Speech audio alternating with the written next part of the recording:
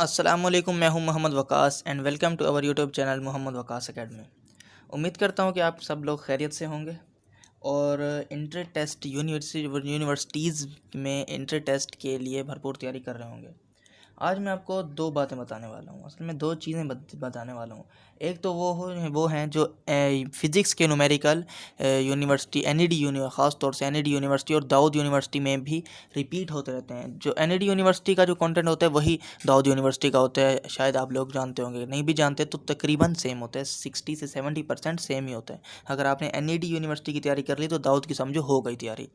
तो NED university में जो फिज़िक्स से जो कुछ एमसीक्यू से जो मुझे लगे बहुत ही रिपीट होते रहते हैं, बार बार रिपीट होते रहते हैं एमसीक्यूज, क्योंकि उनका तो अब तो कंप्यूटर सिस्टम हो गया, वो जो सॉफ्टवेयर है उनका वो रिपीट एमसीक्यूज करता रहता है। एक तो वो बात हम उसको डिस्कस करेंगे और उनका पार्शल सॉल्यूशन भी करेंगे। इसके अलावा एक और बात है जो कि यूनिवर्सिटी में पास होना है। एनईडी यूनिवर्सिटी में एंट्री टेस्ट को पास करने में बहुत ही मुश्किल हो जाती है, क्योंकि बहुत ही मुश्किल बनाते हैं। इसको कैसे पास करना है वो थोड़ी सी बातचीत होगी, वो इसके बाद मैं आपको बता दूंगा। बहुत ही इंपॉर्टेंट डिस्कशन आज होने वाली है। तो ये तो कुछ है एमसीक्यू जो मैंने पहले से तैयार किए हुए, इनका सोल्यूशन अब यहाँ पर हम करते हैं। अब पहला एमसीक्यूज तो आया है, देखो भाई, find the work done in moving an object along a straight line from. देखो भाई, ये फिजिक्स का वो वेक्टर वाले चैप्टर में से आया है। देखो, यहाँ से यहाँ तक आया है, तो ये क्या है, ये डिस्टेंस कवर किया, ये फोर्स है। हमें वर्क फाइंड करना है। डिस्टेंस कैसे निकालते हैं, ये जो जहाँ तक आया है ये है फाइनल हो गया, और जहाँ से स्टार्ट हुआ है वो इनिशियल हो गया। फाइनल माइनस इनिशियल करेंगे और डिस्टेंस से फोर से मल्टीप्लाई कर देंगे। कैसे करेंगे, फाइनल माइनस इनिशियल, दो में से तीन जाएंगे। मैंने पहले इसको यूँ कर लेता हूँ, एक हम अपना नया बनाते हैं, मतलब नई क्या बोलते हैं यार उसको, नया वेक्टर बनाते हैं। दो में से तीन जाएंगे तो आंसर आएगा -1, -1 में से -2 जाएंगे तो -3, 4 में से 1 जाएगा तो 3 बचेंगे। ये हमारा क्या आ गया, ये डिस्टेंस कवर हो गया। ये इतना डिस्टेंस किसी भी ऑब्जेक्ट ने कवर किया है। अब फोर्स कितनी है, फोर्स है ये। हम वर्क का क्या फॉर्मूला होता है, W = FD, ये फॉर्मूला होता है ना। तो फोर्स को डिस्टेंस के साथ मल्टीप्लाई करा दो।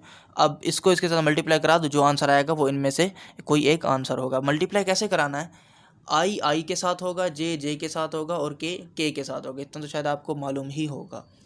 इसके अलावा इस एमसीक्यूज़ को मैंने 2 दफ़ा ही देखा है और 2 दफ़ा सेम एमसीक्यूज़ को ही देखा है, और शायद हो सकता है कि आपके बारे में भी आ जाए। तो इसको किस तरह से करना है, इसको बहुत ही आसान तरीका है इसका करने का।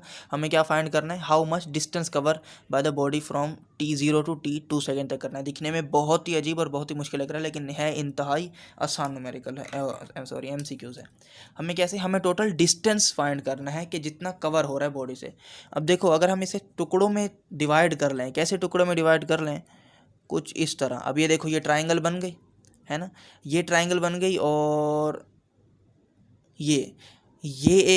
एक ये ट्राइंगल है, और नंबर 2 पे रेक्टेंगल है, और नंबर 3 पर भी ट्राइंगल है। मेरी बात समझ आ रही है मैं क्या कहना चाह रहा हूँ। देखो भाई, मैंने उसको टुकड़ों में डिवाइड कर दिया। टुकड़ों में हम उसका डिस्टेंस फाइंड करेंगे, मतलब एरिया फाइंड करेंगे तो डिस्टेंस ही फाइंड हो जाएगा ना। अब ट्राइंगल का एरिया कैसे फाइंड करते हैं, 1/2 बेस इंटू हाइट। ट्राइंगल के लिए हम करते हैं एरिया की बात हो रही है, 1/2 बेस इंटू हाइट। ये तो हमने फर्स्ट ईयर में भी पढ़ा हुआ है। अच्छा, 1/2 बेस कितनी है ट्राइंगल की, ये है बेस। अब इसको बेस बोल दो या फिर इसको बेस बोल दो, एक ही बात होगी। फिलहाल मैं इसको बेस बोल रहा हूँ। ये कितनी बेस है, अब ये देखो, यहाँ से यहाँ तक कितना है, 2 है, बेस 2 है। हाइट कितनी है, यहाँ से यहाँ तक कितना है, यहाँ से यहाँ तक है 10। देखो 20 के बाद 30 हो रहा है ना, तो यहाँ से यहाँ तक 10, और यहाँ से यहाँ तक 10 मोर हो गया, तो यहाँ से यहाँ तक हो गया 20 इंटू यहाँ से यहाँ तक जाना है। ट्राइंगल तो ये रही ना, यहाँ तक ख़त्म हो रही है। 2 इंटू 20, 220 तक कितना होता है, 40। 1/2 मल्टीप्लाई बाय 40, और ये हो जाएगा 20 हो जाएगा। तो एरिया 1 हमारे पास कितना आ गया, 20 आ गया। अच्छा, ट्राइंगल का, रेक्टेंगल का देखिए, रेक्टेंगल कितना होता है, बेस इंटू हाइट होते हैं ना। 3 इंटू 20, ये 20 है ना, यहाँ से यहाँ तक 10, और यहाँ से यहाँ तक एक और 10, तो मतलब 20 हो गया। 20 को 3 से मल्टीप्लाई कर दो, कितना हो गया, 60 हो गया, है ना। तो +60 कर दो, सही है। अब एक और ट्राइंगल आ गई, यहाँ से यहाँ तक 1 है, ये क्या है, बेस है, और यहाँ से यहाँ तक ये हाइट है। हाइट कितनी है, 20 है। आप कर दो इसको, कितना करेंगे, 20 × 1 20, 20/2 10। यार मुझे लगता है कि हम कोई गलती कर रहे हैं। देखो गलती क्या कर रहे हैं। चलो यहाँ तक समझ आ गया ना। मैंने क्या किया है, यहाँ पर एरिया निकाल दिया। ये है एरिया 1, ये है एरिया 2 और ये है एरिया 3। ये मैंने तीनों एरिया निकाल दे। एरिया निकालने आपके बात समझ आ गई ना, तो बस और क्या चाहिए। अच्छा, अपॉन 1, अपॉन 2, अपॉन 3 नहीं है यार, ये मैंने एरिया का नंबर लिखा है 1 2 3। अब यहाँ पर एक और बात मेरी सुनते जाएं आप। उसने हमें कंडीशन दी है। कौन सी कंडीशन दी है? टाइम 0 से टाइम 2 सेकेंड के दरमियान, 0 से 2 के दरमियान का डिस्टेंस हमें फाइंड करना है। यहाँ से देखो, ये वाले टाइम का एक्सिस है और ये वेलोसिटी का एक्सिस है। वेलोसिटी को छेड़ना नहीं है, हमें टाइम को फोकस रखना है। टाइम 0 कहाँ है? ये रहा 0 और ये रहा 2। मतलब हमें अपनी कहानी कुछ यहीं पर ही ख़त्म करनी है। यहाँ पर ख़त्म करें, ये लाइन एक्स्ट्रा है, इस लाइन को फोकस करो। हमें यहाँ पर ही ख़त्म करनी है। क्या मतलब? मतलब ये कि इस वाले को और इस वाले को हमने काउंट ही नहीं करना। पहले मुझे बताओ एरिया 1 कितना आया है, मतलब ट्राइंगल का 1 का जो एरिया था वो कितना आया है? वो है 20 आया है। अब इसका रेक्टेंगल का एरिया निकाल लो। यहाँ से यहाँ तक, यहाँ से यहाँ तक और यहाँ से यहाँ तक, मतलब बेस अब ये हो गई। अब ये पूरी बेस तो यहाँ तक थी, लेकिन हमें ये वाला एरिया नहीं गिनना क्योंकि टाइम का लिमिट दे दिया, यहाँ तक काउंट करना है। देखो 2 को 20 से मल्टीप्लाई करा दो, 20 2 ज़ा 40 हो जाएगा। तो एक मिनट यार, ये 1 से 2, हाँ 2 से 20 40, ठीक है। 40 और 20 60 हो गया। 20 और 40 60 हो गया। तो इसका आंसर हमारे पास आ गया 60 आ गया। सही है। इसको देखते हैं अभी। A uniform wire having length L and diameter D has resistance R. What will be the resistance of same material having length 4L and 2D in diameter? ये आखिर में डायमीटर लिखा है। यार ये घुमाने वाली बात कर रहा है। बोल रहा है लेंथ को मैं 4 टाइम कर दूं, डायमीटर को डबल कर दूं। एक ही बात हो गई यार। लेंथ को 4 टाइम कर रहा है, डायमीटर को डबल कर रहा है, रेजिस्टेंस ही रहेगा। तो इसका आंसर आर ही है। इसको कन्फ्यूज़न करने वाली बातें करते हैं ये, वरना इंटर टेस्ट इसका इतना मुश्किल नहीं होता। आगे देखते हैं। और ये स्क्रीनशॉट लेने का मैं टाइम नहीं दे रहा आपको, फिर आप बोलोगे यार स्क्रीनशॉट नहीं दे रहा। कोई परेशान होने की ज़रूरत नहीं है। मैंने वीडियो के एंड में साफ़ सुथरी करके पिक अपलोड कर दी हैं, तो वहाँ से आप भी देख सकते हैं। तो आखिर में आप बस वहाँ से स्क्रीनशॉट ले लेना, साफ़ सुथरी करके दी हुई है मैंने। The formula of linear magnification, यार फर्स्ट ईयर का है ये, वो लेंस वगैरह का चैप्टर था। वो क्या था? मैग्नीफिकेशन की बात करें ना। एम किसके बराबर है? Q/P बराबर है HI/H0। ये तीनों आपस में बराबर थी ना, ऐसी तीनों बराबर ही थी। तो इसका आंसर Q/P भी है, H0/HI भी है, HI/H0 भी है। तो इसको हम C पे क्लिक कर देंगे। C का इसका आंसर है। ट्रांजिस्टर, अब देखो यार ट्रांजिस्टर छुप गया। खैर वो आखिर में है ना, ऐसा साफ़ सुथरा लिखा हुआ, टेंशन नहीं लेना। आखिर में मैंने 2-4 तस्वीरें दी हैं। Transistor commonly used for, transistor किस लिए इस्तेमाल किए जाते हैं? ट्रांजिस्टर यार एम्पलीफिकेशन के लिए इस्तेमाल किए जाते हैं और किसी के लिए इस्तेमाल नहीं किए जाते। ये तो याद करने का। In which process AC is converted into DC? AC DC में कब कन्वर्ट हो रहा होता है? रेक्टिफिकेशन में कन्वर्ट हो रहा होता है। लेंथ ऑफ एस्ट्रोनॉमिकल टेलीस्कोप, यार length of astronomical telescope F0 नहीं, हाँ F0/FE ही है। यार इसमें मुझे कंफर्म नहीं है, इसको आप खुद कंफर्म करके देख लेना। लेंथ ऑफ टेलीस्कोप ये इंपॉर्टेंट न्यूमेरिकल है क्योंकि आया हुआ है, बार बार आया हुआ है। मैंने वही यहाँ पर लिखे हैं जो बार बार रिपीट होते रहे। रिपोर्ट जो रिपीट नहीं हो रहे वो मैंने नहीं लिखे, वरना तो MCQs मेरे पास बहुत ज़्यादा थे। और इसके बाद मैं आने वाली वीडियो और भी बनाऊँगा, केमिस्ट्री की भी और मैथ की भी वीडियो बनाऊँगा जो कि रिपीटेड ही MCQs होंगे। क्योंकि 500 600 याद करने का, उनको रट्टा मारने का क्या फ़ायदा। जो कि मोस्ट इम्पॉर्टेंट जो होंगे वो याद करेंगे, और इन्हीं से ही दूसरे बनते हैं। मतलब वर्डिंग चेंज करके, कॉन्सेप्ट चेंज करके, बात को घुमा के आगे बात को बढ़ा देते हैं। मतलब टॉपिक यही है, इन्हीं टॉपिक में से बनते हैं। वैसे मैं आप अगर डिमांड करेंगे तो मेरे पास PDF भी पड़े हुए हैं MCQs के, कोई 150-200 MCQs हैं, वो भी मैं आपके साथ शेयर कर दूंगा। और केमिस्ट्री के भी मैं बनाऊंगा इंपॉर्टेंट MCQs NED यूनिवर्सिटी के लिए ख़ासतौर से। मैथ के भी बनाऊंगा, वो भी मेरे पास हैं, बस उनकी वीडियो बनाना रह गई है। उसका मैं लिंक भी इस वीडियो के नीचे दे दूँगा जब मैं वो बनाऊँगा। तो हो सकता है आपको 1-2 दिन ना मिले, लेकिन मैं दे दूँगा। आप चैनल के साथ जुड़े रहिए और चैनल को सब्सक्राइब करें ताकि आने वाली वीडियो आप तक जल्द से जल्द पहुंच सके। खैर, distance between 2 bodies become double, gravitational force will be. अगर डिस्टेंस डबल हो जाए तो ग्रेविटेशनल क्या होगी? ग्रेविटेशनल यार कम हो जाएगी ना। डिस्टेंस, ग्रेविटी क्या होती है? एक दूसरे को खींचती है, कोशिश होती है जो एक दूसरे को खींचती है। अगर मैं इनको दूर कर दूँ तो क्या होगी? ग्रेविटी कम हो जाएगी ना। हाँ तो मैं डबल कर रहा हूँ, ग्रेविटी और कम होगी क्योंकि डिस्टेंस का स्क्वायर होता है। F=G(m1 m2) upon r square होता है। मतलब अगर आप डिस्टेंस ए 2 टाइम कर रहे हो तो ग्रेविटी 4 टाइम कम हो जाएगी, वो स्क्वायर है ना, तो स्क्वायर इसको डबल कर देता है। Which of the following represent electrostatic potential? Electrostatic potential यही है यार, -kq/r है, माइनस का ख्याल रखना बस। पावर लॉ डिटरमाइन, भाई पावर लॉ क्या डिटरमाइन करता है? इंटेंसिटी करता है, लाउडनेस करता है, work, none of them. None of them यार, ये जो नॉन ऑफ देम है ना, एनईडी के एंट्री टेस्ट में नॉन ऑफ देम आंसर 98% नहीं होता। नॉन ऑफ देम आ गया ना तो नॉन ऑफ देम आंसर नहीं होगा। ऑल जब आ गया तो ऑल हमेशा होगा। ये बस कुछ बातें आपने याद रखनी है। अगर ऑल आ जाए मतलब तीनों और आ जाए, ऑल आंसर होगा। और तीन हो और नॉन ऑफ देम भी आ जाए तो नॉन ऑफ देम को हटा दें। इन तीन में से कोई एक होगा। ये एनईडी का तो ये इनका रूल है। मैं खुद एनईडी में ही पढ़ता हूँ, मैंने भी टेस्ट दिया था, 2 दफ़ा ही दिया मैंने तो। यहाँ देखो, इंटेंसिटी है यार, पावर लो को इंटेंसिटी मतलब शिद्दत बयान करता है, पावर कुव्वत शिद्दत को बयान करती है। A bulb of 10 volt is operated 120 volt find current यार। MCQs है यार, क्या है? वोल्ट है और P=VY, पावर है ना। ये मैं यहाँ लिख देता हूँ, ये फॉर्मूला है, P=VI। ये खुद सॉल्व कर लेना। I को अलग करो, V को P के नीचे भेज दो, करंट आ जाएगा यार, ये खुद फाइंड कर लेना। If the volume increase by 2 times at constant temperature the pressure will be. अगर वॉल्यूम इंक्रीज हो रहा है, दो डबल हो रहा है कॉन्स्टेंट टेम्परेचर पे, तो प्रेशर क्या होगा? अच्छा, टेम्परेचर कॉन्स्टेंट किस पे होता है? अगर आप वो चार्ल्स लॉ पे होता है या बॉयल्स लॉ पे होता है? एक मिनट, बॉयल्स लॉ पे कुछ यूँ होता है ना कि V=1/P, यही है ना बॉयल्स लॉ पे, टेम्परेचर कांस्टेंट होता है। ये क्या बोल रहा है? अगर वॉल्यूम इंक्रीज 2 टाइम, अगर वॉल्यूम यहाँ पर 2 टाइम हो जाए तो प्रेशर कितना हो जाएगा? यार अगर इसको 2 बढ़ाएंगे तो ये 2 कम होगा, ऐसी बात है ना, क्योंकि इन्वर्सली है, ये 2 बढ़ेगा ये तो 2 कम होगा, तो इसका तो 1/2 ही होगा आंसर, ख़त्म हो गई। ये जितना बढ़ेगा ये उतना कम होगा, तो इसलिए अभी 1 थे, ये 2 बढ़ा तो ये 2 कम हो गए, 2 कम हो गए तो 1/2 सही है। Capacitance can be increased by, capacitance क्या होगी यार? कैपेसिटेंस इंक्रीज होगी increasing the thickness, decreasing thickness, increasing distance, decreasing distance between the plate. Decreasing distance between the plate, plate कौन सी? कैपेसिटर की प्लेट की अगर डिस्टेंस डिक्रीज़ कर दें, मतलब उनको दरमियान करीब ले आएँ, तो उनकी कैपेसिटेंस बढ़ जाएगी। पास जो इलेक्ट्रॉन होंगे वो ज़्यादा जल्दी तेज़ से होंगे तो कैपेसिटेंस बढ़ेगी, अगर उनको करीब लेके आ गए प्लेटों को। If mass of a diameter of earth will be double then weight become.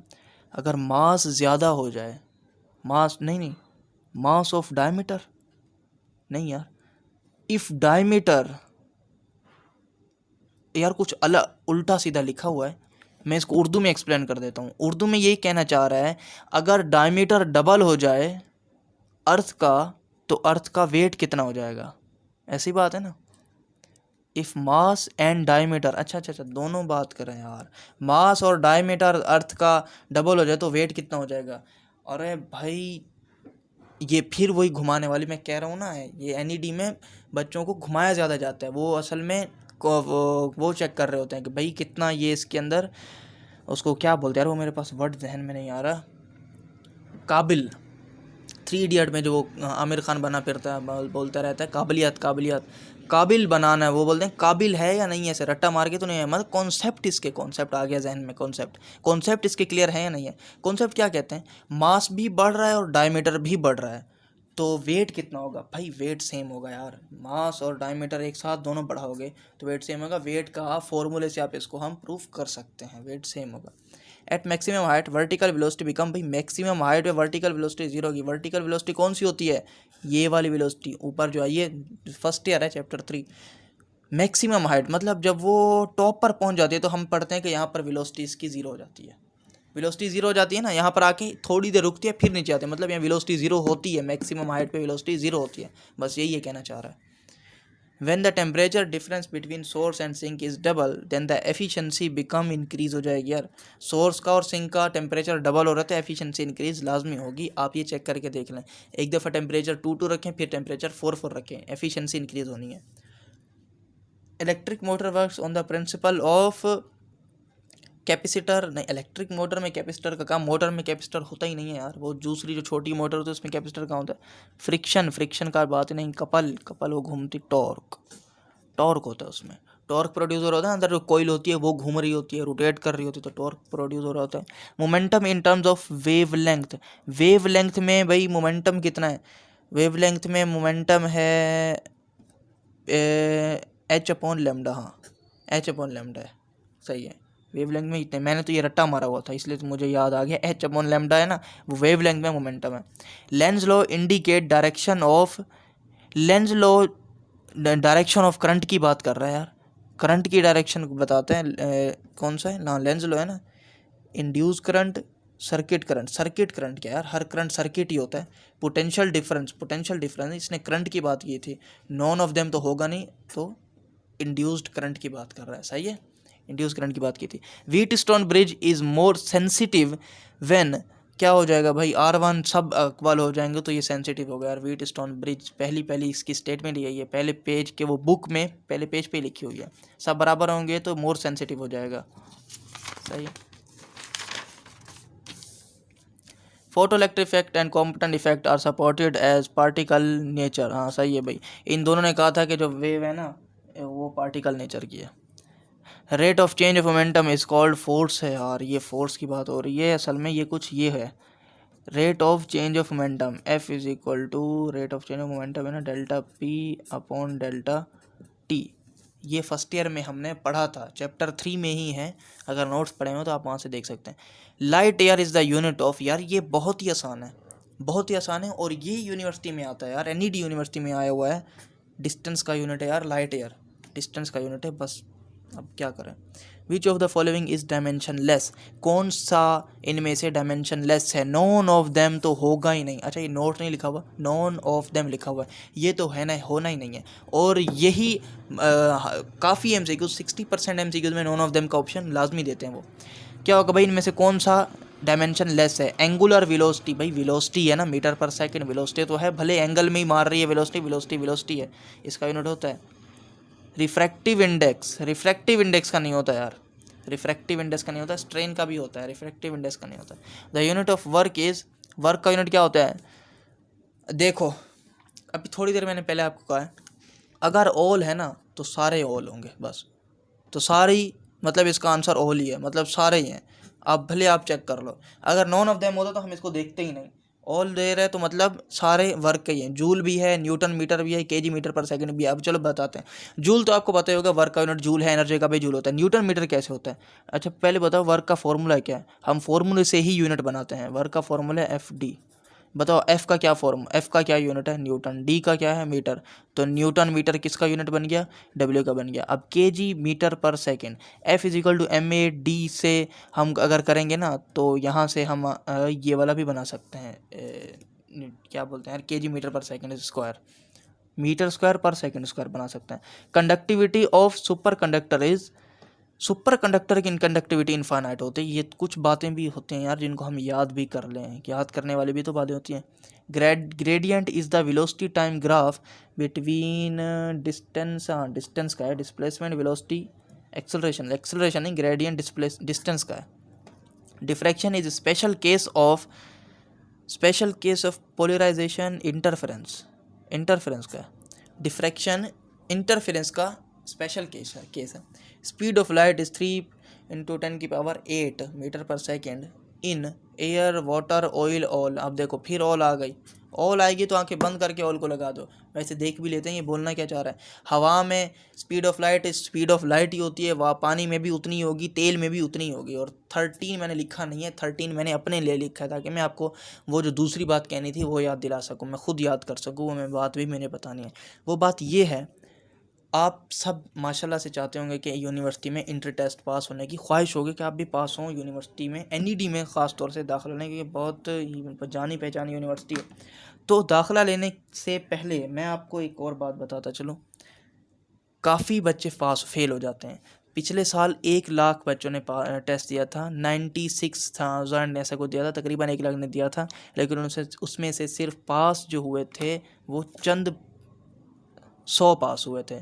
First यहाँ से आप अंदर पूरे पाकिस्तान से पास टेस्ट देते हैं, और लेकिन कराची से टेस्ट दिया था 26,000 में से जो पास हुए थे वो थे कुछ 4,000 तक बच्चे पास हुए थे। उसमें से 1,700 बच्चे सेलेक्ट हुए थे जिनका मेरिट लिस्ट में नाम आया था। तो सोचें 26,000 में से 1,700 का नाम आना बहुत ही मुश्किल है, टफ कंपटीशन है।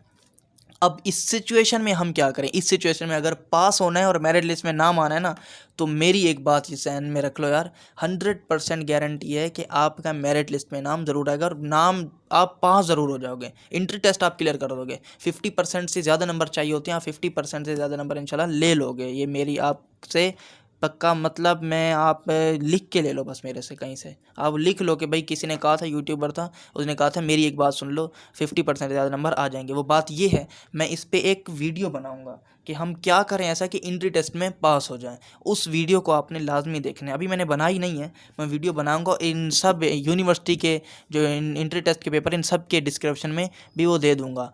और उस वीडियो को देखने के बाद आप समझें, उस पर अमल करेंगे तो इंशाल्लाह इंट्री टेस्ट में ज़रूर पास होंगी। 100% गारंटी है मेरी आपको।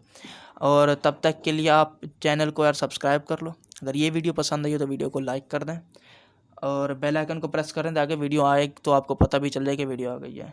अब हम मिलेंगे नेक्स्ट वीडियो में, तब तक के लिए अपना ख्याल रखिएगा। अल्लाह हाफिज़।